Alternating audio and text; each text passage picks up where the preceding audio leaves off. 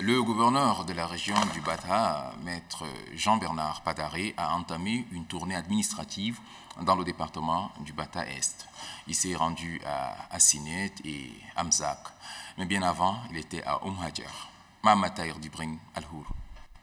Les corps administratifs, civils et militaires et un grand nombre de citoyens d'Ouhadjar se sont mobilisés pour accueillir Maître Jean-Bernard Padaré, gouverneur du Bata qui effectue sa première tournée depuis sa prise de fonction il y a 3 mois. Avec une superficie de 12 200 km² et une population estimée à 128 122, le département du Bata-Est est composé de 5 sous-préfectures et 22 cantons. Ses principaux problèmes se résument, selon le préfet Kali Mamad Toli, aux litiges autour des questions des fonciers, conflits intercommunautaires et aux désaccords entre les membres de l'exécutif et les conseillers communaux de la mairie d'Ouhadjar. Au cours de cet entretien d'échange avec les chefs des services civils et militaires, les notables, les leaders féminins et ceux de la jeunesse d'Ouhadjar, le gouverneur de la région du Bata, Jean-Bernard Padaré, a abordé plusieurs sujets, entre autres la sécurité, l'éducation, les rôles et missions des chefs de canton, l'interdiction du mariage des enfants,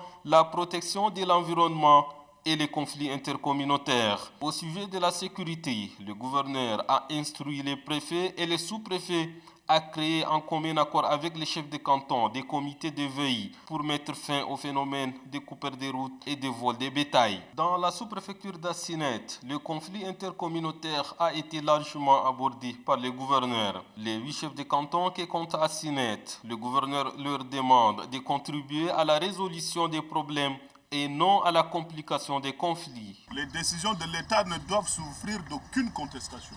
Chaque chef de canton doit se mettre en contact avec son collègue pour que les comités de vigilance travaillent ensemble de façon à ce que s'il y a un coupeur de route ou un malfrat qui a été identifié dans tel canton, de façon à pouvoir alerter les autres cantons pour que ces cantons puissent informer les forces de défense et de sécurité.